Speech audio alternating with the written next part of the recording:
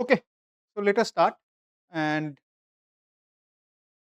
the idea for today is to complete our discussion on diffusion, right? But we'll start from score-based model, the things that we were discussing last time, and from there, the VAE aspect, some idea I gave you. So we'll go into VAE, and from there we'll wrap up our discussion on uh, diffusion. Okay, with that, let us start. So, in the last three lectures, we talked about score-based models, and in score-based model, the big idea is that so we were discussing about uh, score based models, and here the whole idea is that you have a neural network, deep learning model, that maps the data to the score, and score is defined as gradient of the log probability, log likelihood with respect to the input. I mean, when I say score, remember that is, I never said it, so that is known as Stein score. There is also Fisher score function. Fisher score is actually with respect to theta, uh, but we are dealing with Stein score function. So when I say score, although I am not explicitly mentioning every time that it's Stein score function, but you should keep in mind that we are talking about Stein score, right? So keep that in mind. In score based model, the idea is that we have a score network, and the score network maps from S theta. The original score, nothing special, it was mapping from X to S. This was the original score network that we talked about, right? And then we said that score network has some issues. Computationally speaking, computing the trace of the Jacobian is the biggest issue. So computing the trace of the Jacobian is the issue. So we do not do usual score matching, it does not scale, and so there are variants. What are the two variants we talked about? One was slicing or sliced score matching. The other one was denoising score matching. In sliced score matching, the idea is you project and then match in the random projection direction. And in denoising, you add noise and then map with the the noisy version of the data. When you map with the noisy version of the data, how does it help? Well, Jacobian vanishes. There is no Jacobian, it becomes like a mean square kind of loss, and you can easily work with that, right? So as I was saying, there are two variants. One is this slice, so SSM, let's call it slicing or slice score matching. The other one is denoising score matching. Okay. Now, if we talk about only denoising score matching, there were additional challenges. First of all, if you add very little noise, then it's very difficult to train that model. Uh, so the score estimates are not that accurate, although your target is accurate, kind of. Whereas if you add too much noise, the score estimation becomes easy. You can easily estimate that, but you are estimating something wrong, right? And so we said that we should not do it in one step. We should do it in multi-scale kind of nature, which is basically the noise condition score matching. So from score matching or denoising score matching, we had a special variant which is the noise conditioned or conditional score matching. Okay.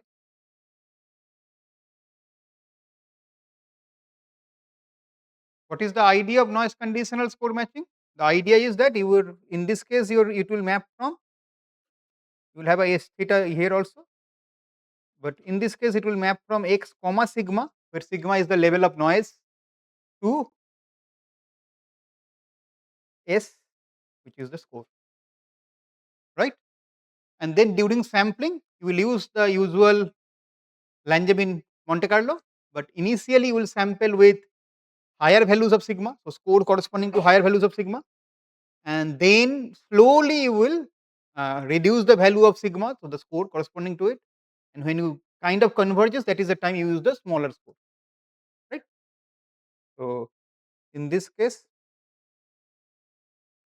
so in noise conditional score matching, we use annealing within Langevin context, right? In noise conditional score matching, we use annealing within the Langevin Monte Carlo. And annealing means you initially start with higher values of sigma or score corresponding to higher values of sigma, and then you gradually reduce that. And we discussed that how do you select what is sigma max, what is sigma mean. We discussed that sigma max is basically pointwise distance the maximum. Sigma mean is a very small number, which is reasonable and that is problem dependent, and you have to decide that. Uh, Sigma interval also we decided that there should be significant overlap, so that the step it is taking do not go to some zero value, and log of 0 will become minus infinite. So that is to be avoided, and all of those things we discussed, right? But then in the last lecture particularly we said that when you are doing this, we are doing it in sigma, that is fine, but how many steps? And we said that okay, the number of steps is very high. Ideally, it should be infinite, and so we started or we discussed about score matching from the perspective of stochastic differential equation. We discussed in the last lecture. So, in the last lecture, we discussed denoising code matching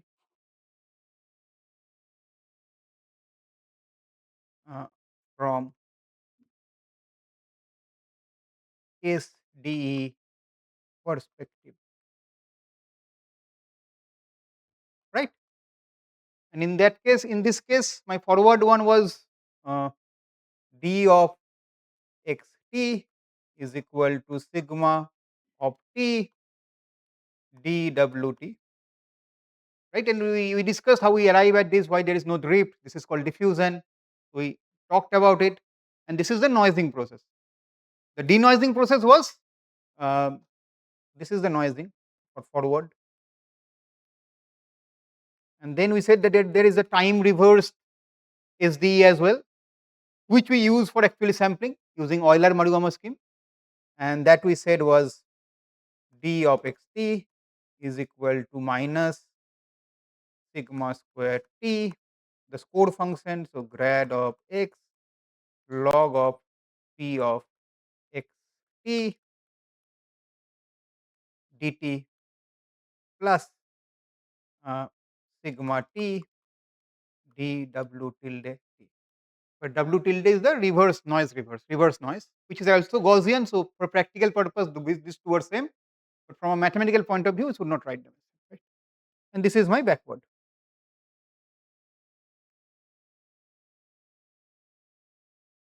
And this is where we stop, kind of. I mean, we discussed a little bit more things, but this is where we kind of stop. We talked about this predictor corrector scheme also, but these are things we have discussed. And then we draw one diagram. So let us start today's lecture, at least something new, with this diagram only, right? And the diagram was something like this, right? So let us see. So here,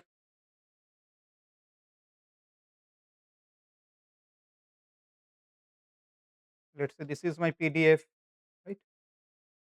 Um, you add some noise, maybe the PDF will now look like, you add some more noise, maybe the PDF will look like,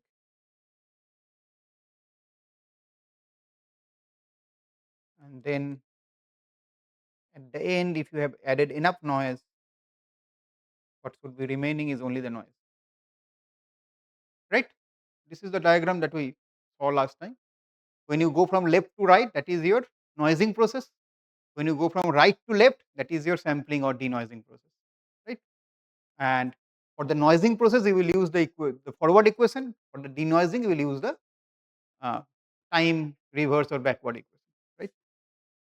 We also said that, okay, this is a random process. By the way, we discussed random process last time also. So this is what p of x0, p of x1, p of x2, and p of x capital T. Okay, and as I just said, this is the noising direction, and this is the denoising.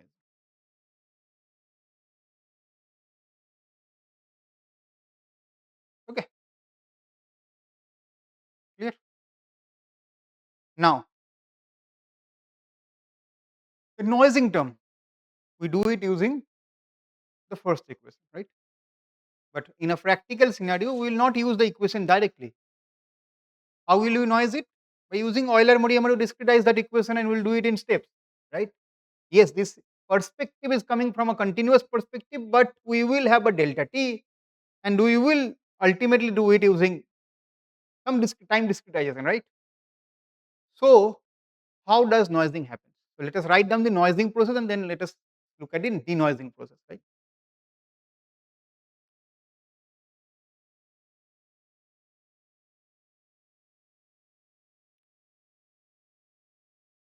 Noising. So, if I write or if I use Euler-Modiammer to discretize this forward equation, what will I get? Can someone tell me? If I do Euler-Modiammer, it will be first of all xt plus 1 is equal to xt plus there is some drift times delta t, drift is 0, so that delta t terms vanishes, right? Plus diffusion times delta w. So, it will be plus sigma of t delta w, where delta w is from a Gaussian distribution with 0 mean, variance is equal to delta t times I, right? Everyone follows? Same thing, right? Now, this is also equal to xt plus sigma t times delta t z, where z is basically from square root of delta t, right? Sigma t times square root of delta t z, where z is from 0 from I, because delta t is the variance. So, that is why when it comes outside, it is basically the standard deviation, right? I can do that, which means what is the transition distribution?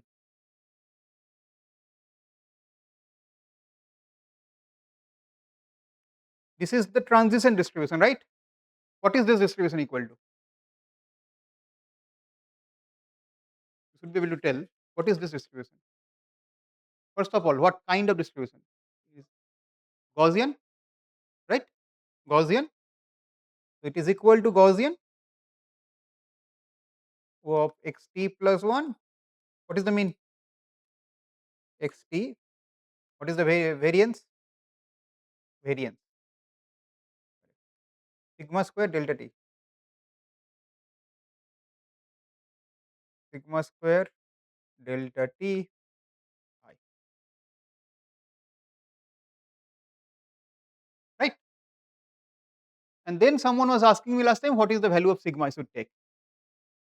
And I mean, I did not answer it, but I said that it's a hyperparameter. It is a hyperparameter till now. But this is kind of this is not kind of, this is the transition distribution, right? And this is basically saying that you take xt and add noise to it, correct? Now you are adding noise and noise and noise and noise. What will you want at the end of that?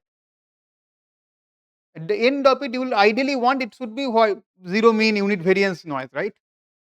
This will not give you that.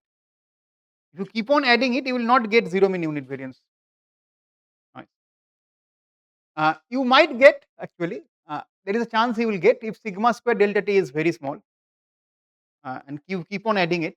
So in that case, you will actually get, because that will remain 1 and this will happen. Otherwise, it is not necessary that this will give you uh, unit variance at the end. It might give you uh, xt and that's fine, but it will still be xt, it will not even give you zero mean. You will neither get a zero mean because xt is sitting there, so it will be x naught and some function of x naught will remain, and it will definitely not give you, I mean, zero variance until and unless you take the things, uh, until and unless sigma square delta t is less than 1. Pure noise is unit variance. White noise, when we say it, if we say something is white noise, that means unit variance generally. And why will you want unit variance? There is a reason for that. If you will, this method is not for a given problem. This method you should be able to generate for, let's say, images. You should be use it for time series. You should be able to use it for mechanics problem. And in all of these cases, you will want that the end product remains the same. End product means at the end of noising, because then you can sample from that distribution and come back.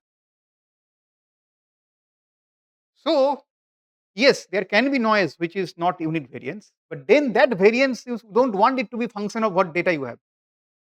Then you have to track that, and while sampling you have to sample from that and then come back.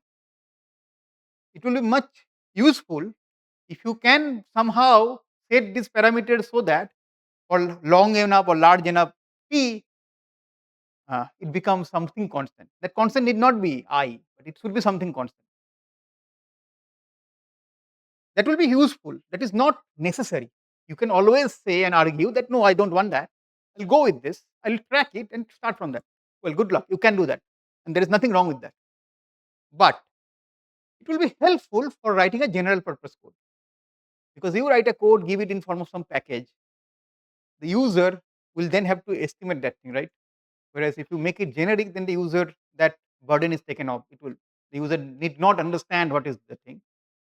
It will automatically generate from something standardized and then come back. Clear? Any question?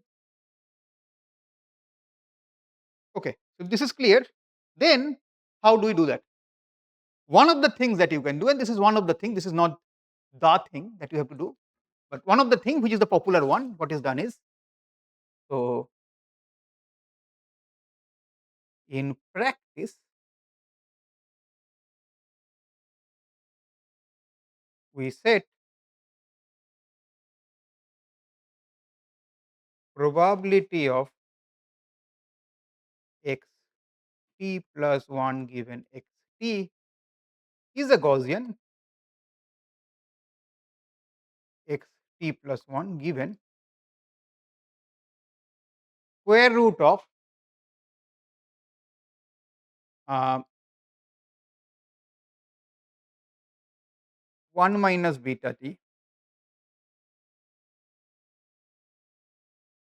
x t, comma beta t I.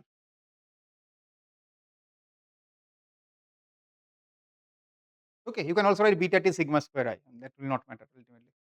Okay, beta t I, beta t sigma square I will not matter. But okay, what have I done here is that I have done some kind of scaling. I've scaled my mean and also the variance, and this scaling of mean and variance is somehow related.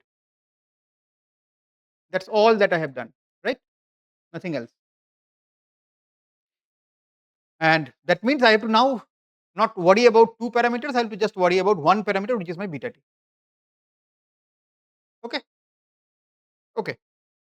Now, if you do this, you can show, and I am not showing it, but I think everyone will of you will be able to follow that uh, probability of, let us say, x t given x naught will also be a Gaussian of x t given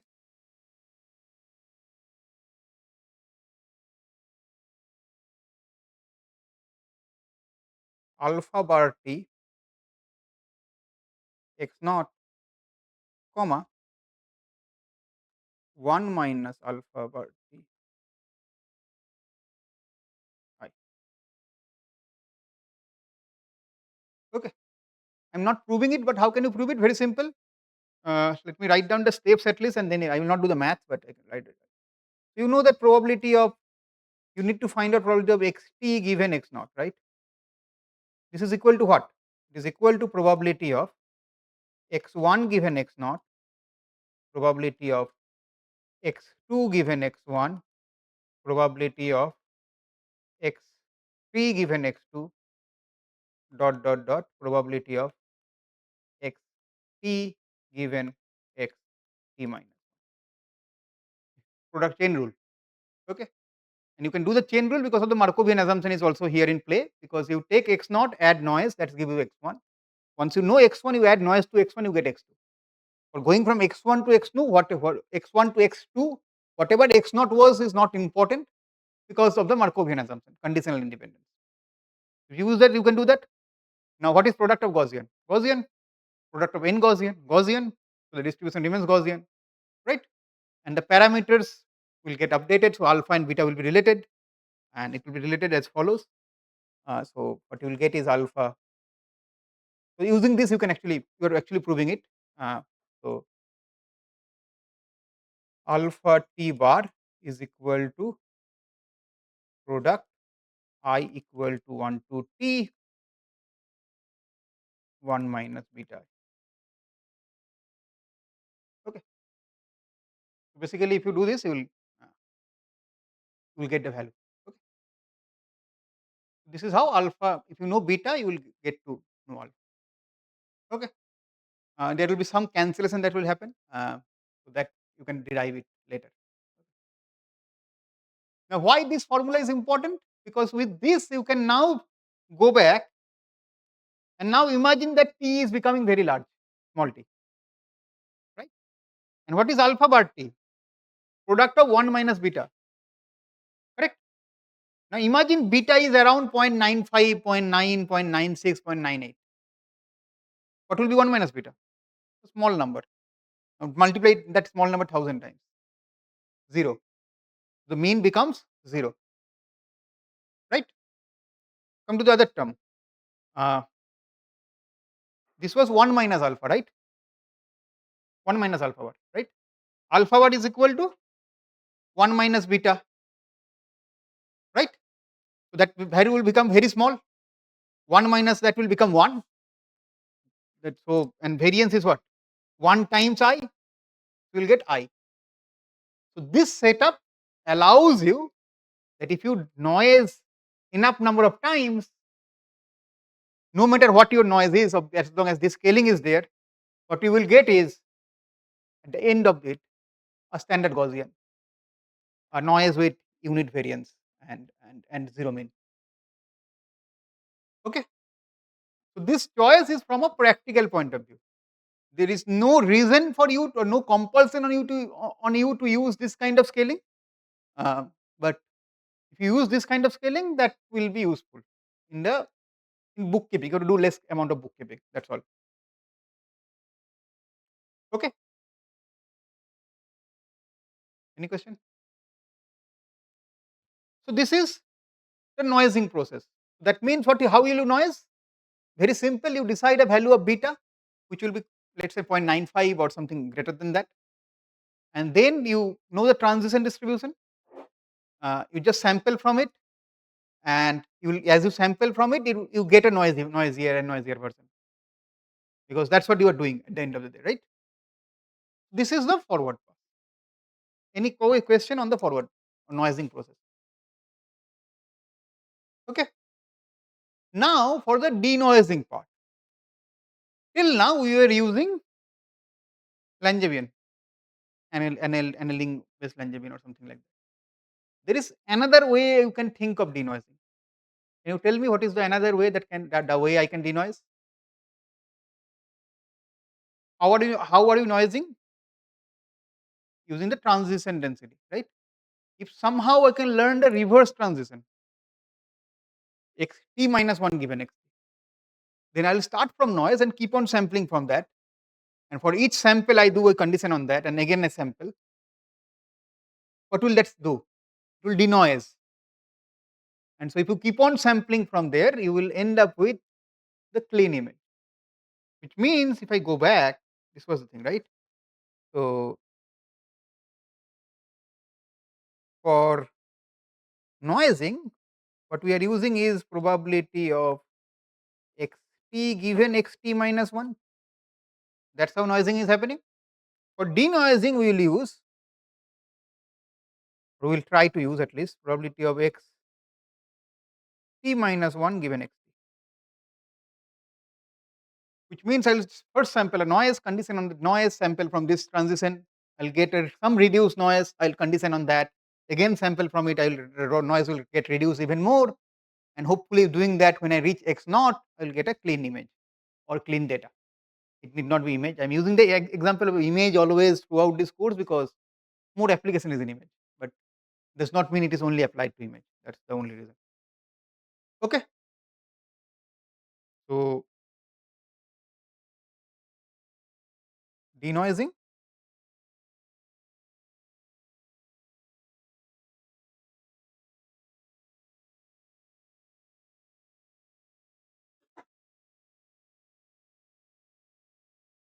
we will use probability of x.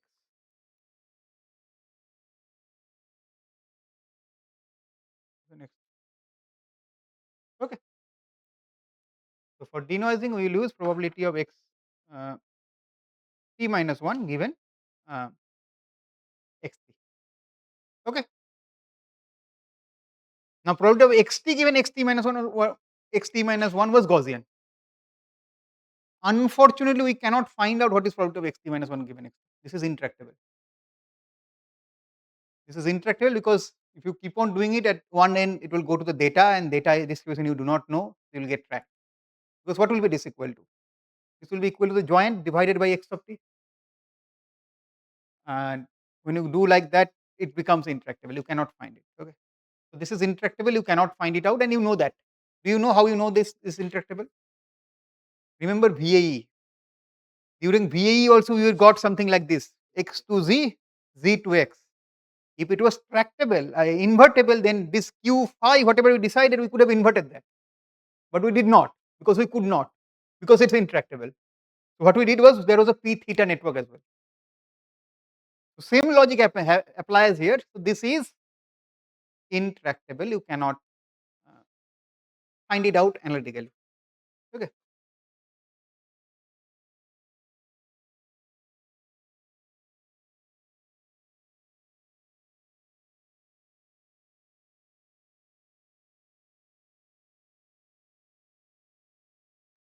Okay. Now remind me in VAE, how did you model it? Neural network. Yes, but there was one more thing. We modeled it as a Gaussian. Neural network was the mean and standard deviation. Right. So, right, and there we said that is the assumption that it is Gaussian, right? But that assumption will actually hold true if delta t is small enough. So for VAE, delta t is nothing is delta t there, right? You are not doing it in steps. So that delta t being small, that thing does not hold there. But here it is there. So if delta t, which is the way you are noising the thing, is small enough, using Ito calculus, you can prove that this will be Gaussian. Okay. So what we do is as follows.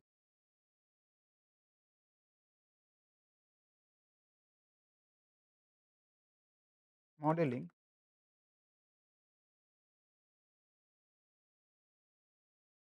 xt minus 1 given x.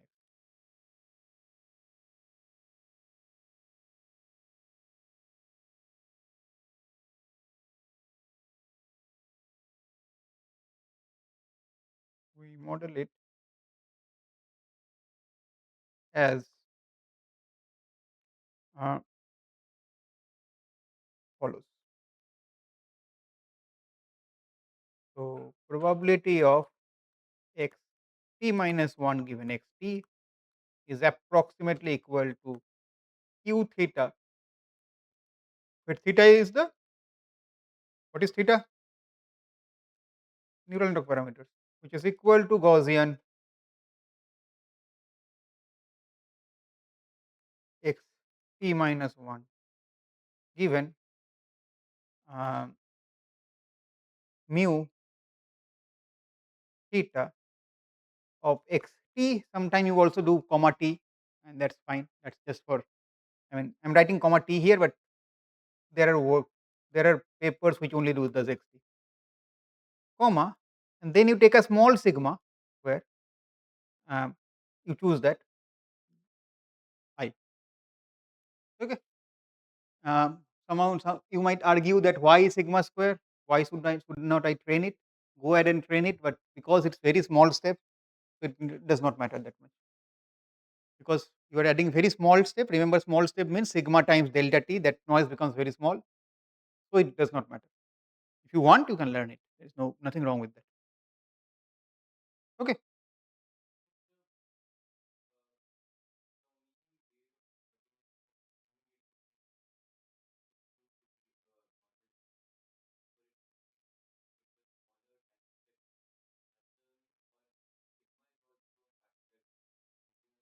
No, smaller time step is the factor, because sigma anyways will become alpha beta. You are taking on that on, it will depend, and it will not depend on that. Okay. There is one more condition, that you are noising using Gaussian distribution. You can also noise using some other distribution. Okay, then it will not hold. So that's why in DDPM, this is called DDPM. Uh, you always, the idea is that you will noise using Gaussian noise, not other kind of noise. This only works for continuous kind of thing, right? Because the distribution has to be continuous. I mean, these methods mostly do not work for PMF, for example. PDF is what you have to work with. Okay. I never mentioned it, but you can. That is kind of given. Okay. So you will model it in this manner. And once you have modeled it like this now, and assuming that you know theta, now your life is simpler. What you will do, you will serve sample noise, give that noise as an input, that will give you mean, and get then sample from this Gaussian, that will become with the second point, condition on that, find out the third, and keep on going. You can go from right to left, from noise to data. Okay, that is the idea. Once this is done, then sampling is kind of easy.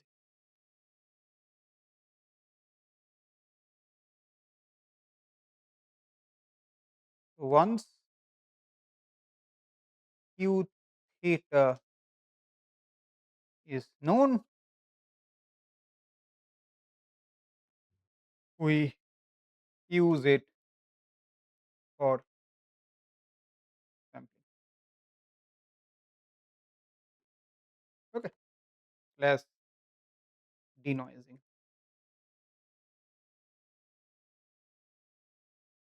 Any question? It is fine. If it is fine, then let us go and try to answer the question, how do you find out theta now? How do you find out theta? Right?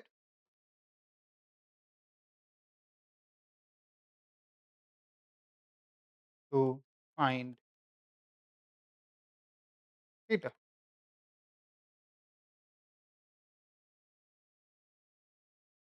Okay. How do you find theta? Let us see. So, how to find theta means training. How do you train this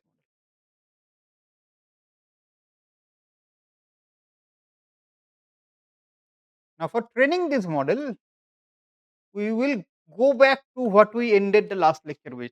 Remind me, how did we end our last lecture? What is the last thing that we discussed last time?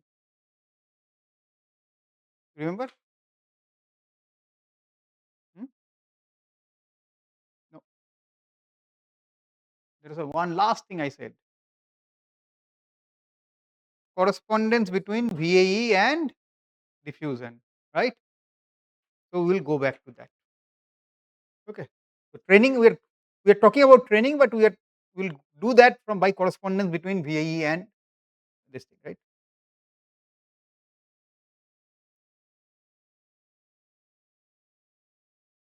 Between VAE and correspondence between VAE and diffusion, or whatever we are discussing. I'm not even talked about the name, but whatever we are discussing. Okay. So now remember, when we started talking about VAE, we presented VAE as a latent variable method, right? LVM. So let us see VAE, and let's also draw this one. I'm writing the name for the first time, which is DDPM, Denoising Diffusion Probabilistic Model.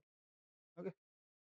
VAE was, you had a Z, which is some latent variable, right? And then you have a mapping to X, which is your sample, right? Correct. If I do draw the equivalent one for DDPM, how will it look?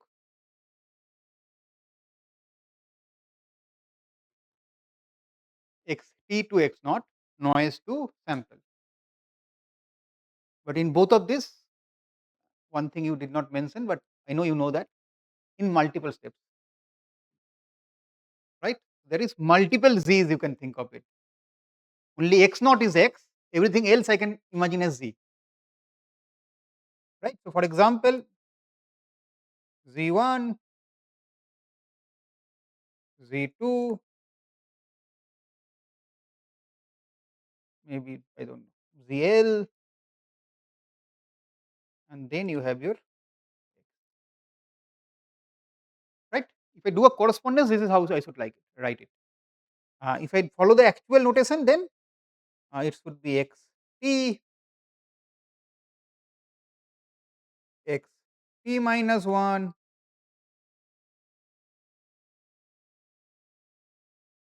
X1, X0, right? This are this the left, the right two are the right two are the equivalent diagram for what we are discussing now. We are going in steps, so I mean, if I go back to this diagram, this will become more easier. So from right to left, you have a noise, and then you are slowly getting this intermediate distribution, and finally you are getting X naught, right? Which means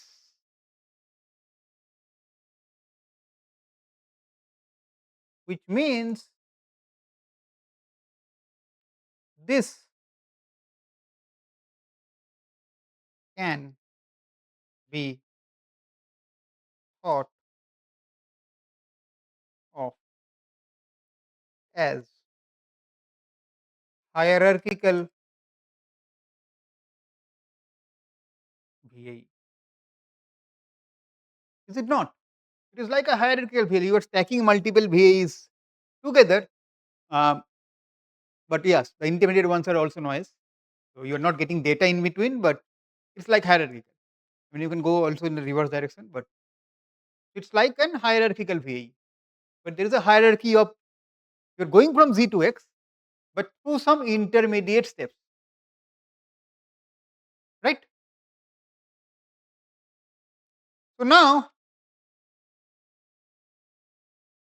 how do you I mean, why are we even talking about this? We are talking about this because to train the model, we'll use the concept that we use for training VAE and extend it to DDPM. That is why we are drawing this comparison. Okay. So how did we train VAE? Remind me, how did we train VAE? I mean, not the exact formula, but that's why we will anyways write. But what concept did we use for training VAE?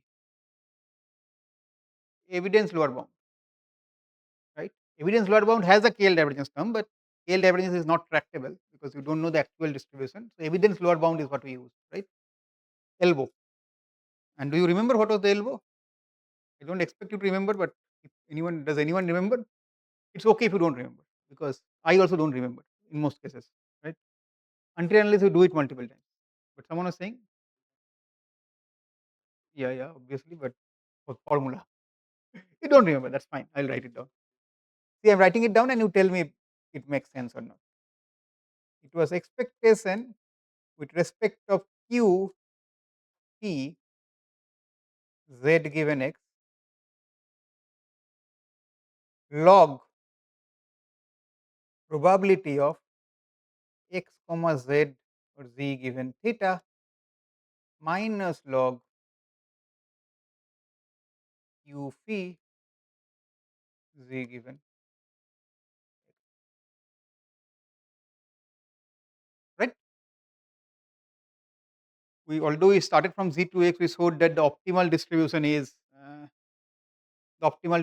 when you sample from z given x, and obviously we did more thing over that, and that's when we got the reconstruction, which is where we brought p of z into picture and did some more operations over that, plus pz minus pz, and then we combine those, and that's how we got another form. But this is the form I'm talking about. Okay, yeah,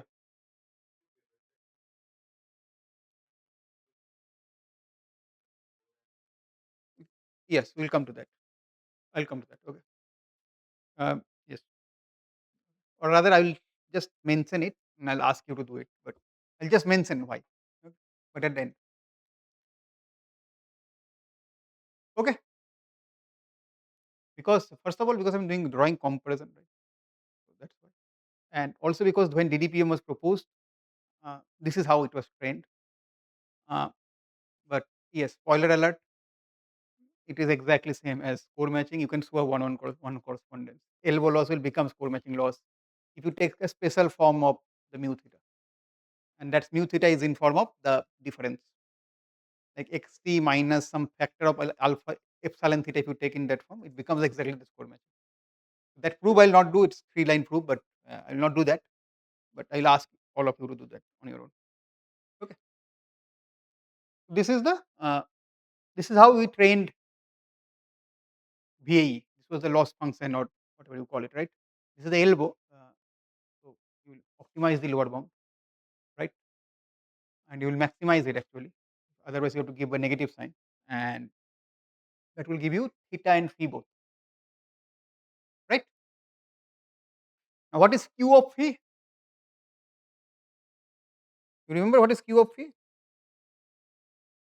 Hmm? Louder. It is a name. What is the name? What is the name? I wrote one term. So that is encoder. You know this, right? It's encoder. It is going from x to z, and encoder was parameterized by phi. And what is the decoder? Phi. This is your decoder. The encoder decoder structure is there. That's why you call it auto encoder, right?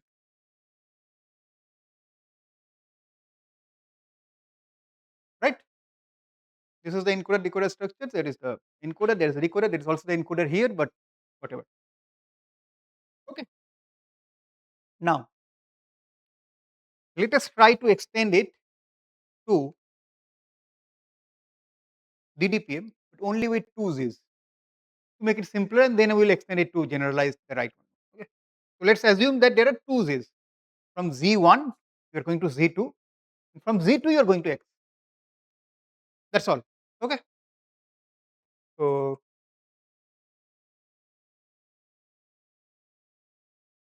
for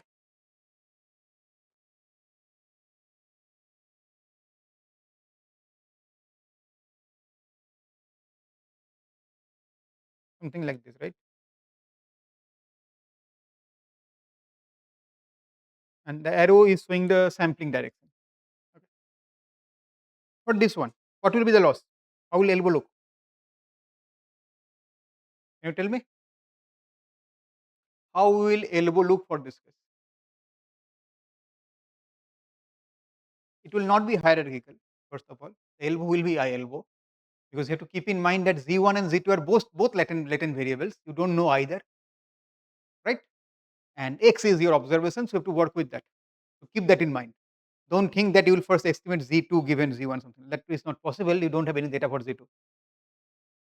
Okay, at least until now. Yeah, yeah. Tell me. Just forget about chain rule. Just tell me this expression. Just modify this expression. So let us go step by step. Expectation will remain expectation first of all, right? And that will not change. So expectation, and then what do I have here? Q phi of Z given X. Why was there a phi? Because there was some encoding, encoder, right? In case of DDPM, what is the encoder? Adding noise, which we know the distribution. What is the learnable parameter there? There is no learnable parameter. We are just adding noise and we are deciding how much noise to add. So there is no learnable parameter, correct? So can we not find it out? So this should be equal to then probability of, not now Q is not there, this because this is exact. There is nothing we are learning. Z1 comma Z2 given X, right? And this we can easily find out, this term, log of probability of what will happen inside X comma Z1 comma Z2. There is no 3 right now. So Z1 comma Z2 comma X given theta. So X comma Z1 comma Z2 given theta minus log of what will happen here, P of Z1 Z2 given. Simple, right? I mean, as if it was two things together, we are just writing it as two different terms. As simple as that, right? There is some relation between Z1 and Z2 and that's okay. That is not a problem. Okay, fine. This was for a smaller case. Now using this, can you extend it? I'll go to the next slide. Can you extend it and tell me what do you think will be the loss function or negative of loss function for generic DDPM?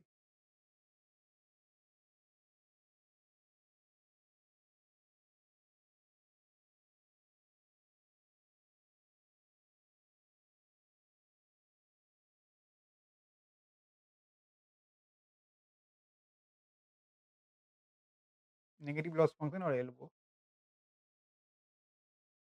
or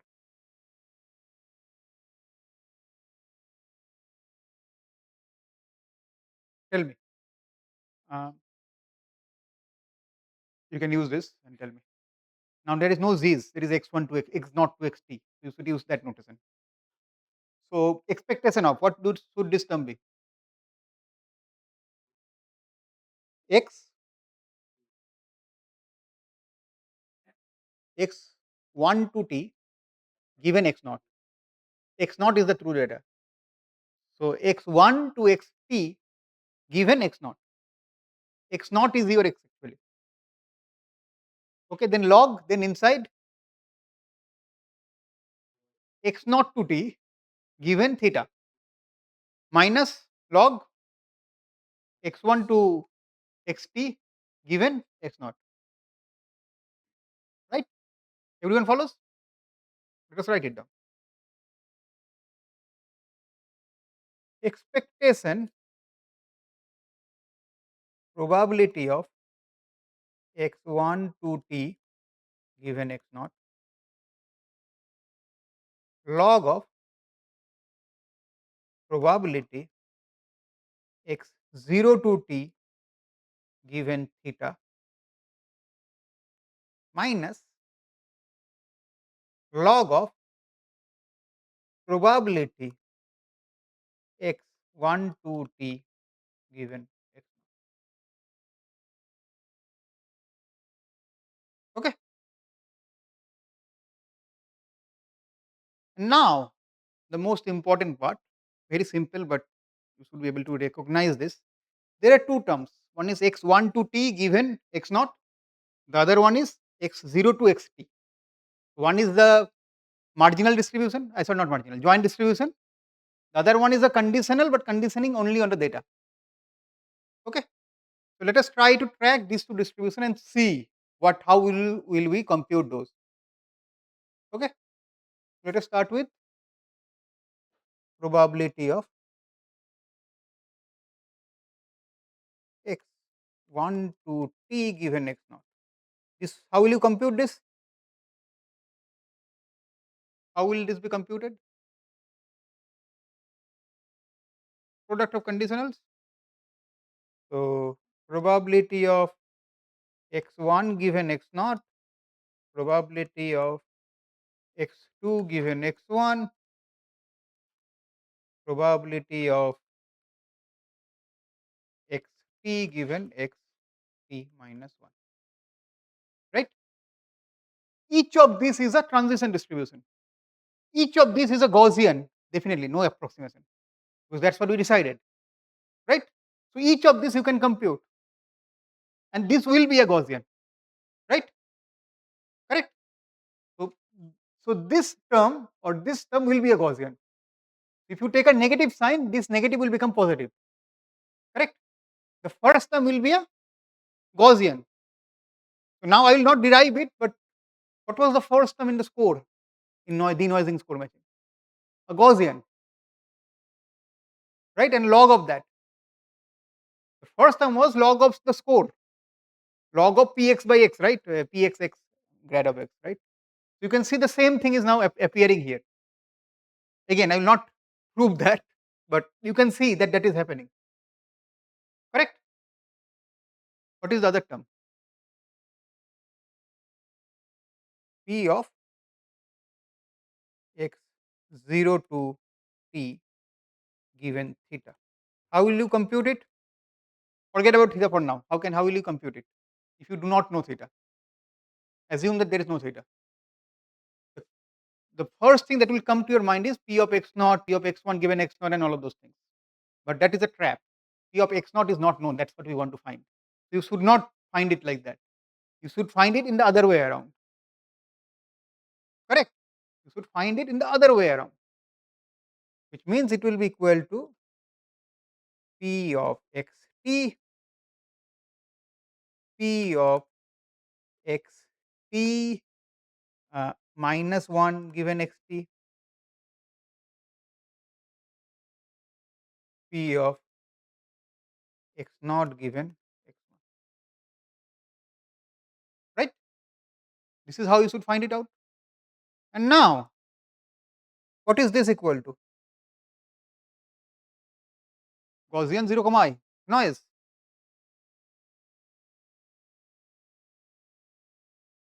What are this equal to?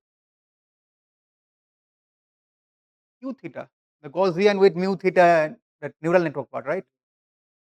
This is actually will not be able to find out. So this will be Q theta x t minus 1 given x t, and same with here. Q theta. So basically this will be equal to then probability of x t product of Q theta x t minus 1 given x t, and t goes from 1 to capital T, right? Yeah.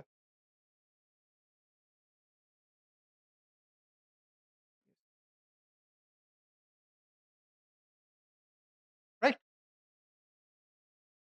So you now have two terms, one depending on theta, other you can find out exactly, and you can work with that. And with this decomposition, when you do this thing, you will realize that some terms might be independent and they will work together. Basically, each step of noising is actually being used to match. What is it doing? It is doing two things. You take these two things and substitute it there. It is trying to match the way you noised it and denoising.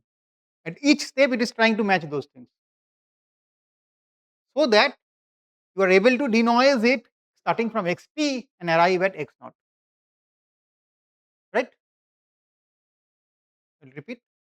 When you do this, these two terms, right? The x0 to t given theta and x1 to t given x naught, and substitute it into that equation.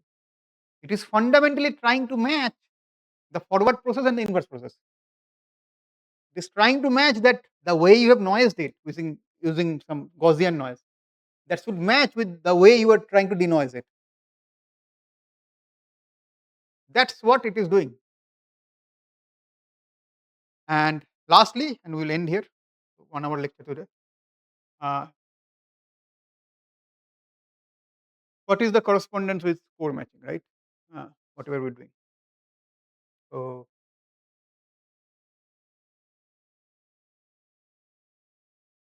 correspondence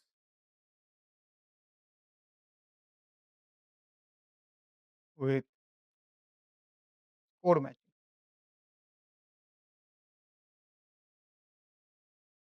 If you try to look into the correspondence with score matching, one thing you need to do. What is the unknown here? The only unknown you are dealing with is this one, right? Which is equal to some Gaussian distribution given mu theta x t comma t uh, comma sigma square I, something like this, right? Right. So if now this mu theta, if assume mu theta to be proportional to, so there is 1 by square root of 1 minus beta, something like that. I don't remember it exactly, so I'm removing it actually. That is proportional to this, that factor, some factor is there, and then your x t minus, there is another factor, let's call it alpha, times epsilon theta x t comma t. If you write mu theta in this form, you can write it, right? This is a design choice. If you write it in this form, where alpha has a form and there is another constant which is 1 by square root of 1 minus beta t, uh, uh, yeah, and alpha is, I think alpha is uh, alpha, sorry, alpha is beta t by square root of 1 minus alpha bar t, and outside there is some term on alpha, right? So if you put those terms that you can check, and take this form, substitute into the Gaussian. So Gaussian will give you this form, right? But this is now is like learning the score, denoising it, right? You take this one and then substitute it into this expression and do some algebraic operation, 3-4 lines. You will get exactly the score matching loss. The only thing that will change is probably some factor. So training this with this kind of parameterization for the mean function is equivalent to training your score network. So DDPM is not based on score network originally, but there is a score version of DDPM where you parameterize mu in this form. Okay, and not only that, when you parameterize mu in this form, you learn Q, right? Now use Q to sample. That sampling will also look like Langevin MC. The only thing that will change is the sigma and eta terms. It is xt plus 1 is equal to xt plus square root of 2 eta times 4 plus square root of 2 eta times epsilon, right? Those constant factors, they will change. Other than that, the exact terms will now appear. Okay, so do it on your own, but with this parameterization, elbow is equal to score matching loss, obviously with a negative sign, so negative of score matching loss.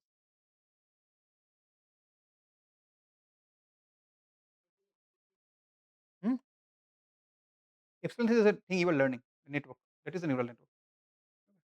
It is we are using epsilon because it is kind of learning the discrepancy, right? So how much noise should be removed. It is learning the denoising part, right? So that's why you write epsilon, because xt is equal to xt minus 1 plus epsilon from there. And not only that, also sampling will be similar to similar because the constant factors will change, but other than that you will get the exact term similar to Langevin.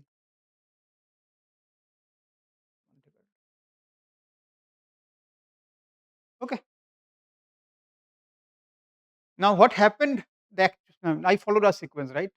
But if I'm not wrong, and you should verify it, I believe that score matching was came separately, which is 2020, 21 ICLR, so 2020. Denoising diffusion came almost parallelly to that, again 2021 that time. There was one paper on denoising before also. And then later it was found that they are similar with certain parameterization. So that is the sequence of event. I combined it. I did not cover the way it actually was discovered or invented, whatever you call it. I don't know what is the correct term. Uh, but yeah. So, but what happens is that there is a correspondence. This method is known as DDPM, denoising diffusion probabilistic model. There is also something known as DDIM, and then obviously flow matching. So next we'll go directly to flow matching. DDIM I will not cover.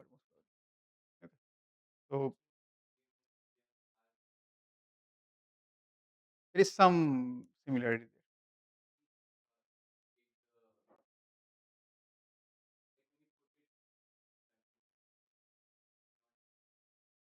DDIM, there is some subtle differences. DDIM is more stable. Okay. Some subtle differences are there. Hmm? That is with flow matching. That I will come. That will be the integration, right? I forgot I. Implicit, right? I forgot I. Yeah. Okay. We'll talk. I mean, I will stop here, but I'll just summarize before we stop. Remember, we started with energy-based model. I mean, if we go to the actual story, we started with energy-based model. An energy-based model is quite old. I mean, right? I mean, for Boltzmann machine, I mean, it's quite old. Restricted Boltzmann machine is the first deep model, right? And there we said that energy-based model you train using contrastive divergence, correct? Which is expensive because you need to sample during training. So we said that okay, can there be any other way? And one of the way was matching the score. So score in the case of machine learning, in our story at least, it came from the limitation of energy-based model. And then we said, okay, why should score only be used for energy-based model? Why can't we directly model score? We went to score-based model. In score-based model, we said, okay, this is fine. This is more scalable than energy-based model because Hessian versus Jacobian. But in score-based model, the problem is that it's still intractable because you need to find a trace of the Jacobian, which is also expensive. Huh? Yes. So it is still expensive. And because of that, we said, okay, now how can I improve that score matching? And one of the way was denoising score matching. And then we said, okay, one time adding noise is not a good idea. Why not add noise multiple number of times? And the moment we started adding noise multiple number of times, that is already in the diffusion zone. I mean, when I say diffusion zone, because diffusion, the name is more popular. That's why. And then we said, okay, we're adding it multiple times. Why not make it continuous? That is where the SD perspective came into picture. And then we said, okay, SDA perspective is coming into picture, but is there a similarity between this and let's say this VAE? And when he said look into the similarity between this, they are similar, same. The only difference is that in VAE you do it in one step, here you do it in multiple steps. In VAE the mapping from X to Z is to be learned. Here the mapping from X to Z is known. Nothing is to be learned. Okay, so that's how it looks now. But now can we train it using the same principle as VAE? It turns out yes, we can use elbow to train it. And then we see that, but whatever we are getting with a small parameterization, that is exactly same as the score based model. Okay, so that or denoising score based model. So that is kind of the uh, story, right? That is kind of how things happen. Uh, but because of the small factor that remains, right? It is similar but not same. The samples you get using score based diffusion and usual diffusion will not be same because the step sizes have changed. So there will be some differences in the samples that you generate using by sampling from Q uh, and denoising it, that reverse transition, and the samples you get by, let's say, using Euler-Moriyama and let's say adjust it with Langevin, the predictor corrector. Right? They will not be same, but they are very similar. They are not same because you are using Euler-Moriyama, so the factor changes, and then you are correcting it with Langevin, so again it changes. So that is the thing. My guess is that, I mean, you cannot say it for certainty, but in many cases I saw that score based is probably more sharper image you get compared to in this one, because you are correcting it twice, right? There is Euler Moriyama and then you are doing Langevin. Here you are doing only which correction? Yes, yes. During sampling we are not correcting it, right? And we don't need to correct it. You can also argue for that. But then Q you are learning, and that learning is not perfect, right? So in that sense, not really, not really. I mean, mode collapse they are everywhere, but it is less prone to mode collapse term I will use, right? Uh, because of the no, in this case he is asking. In this case, it is because of the way you are doing it in steps. When you do it in steps, it helps. Okay.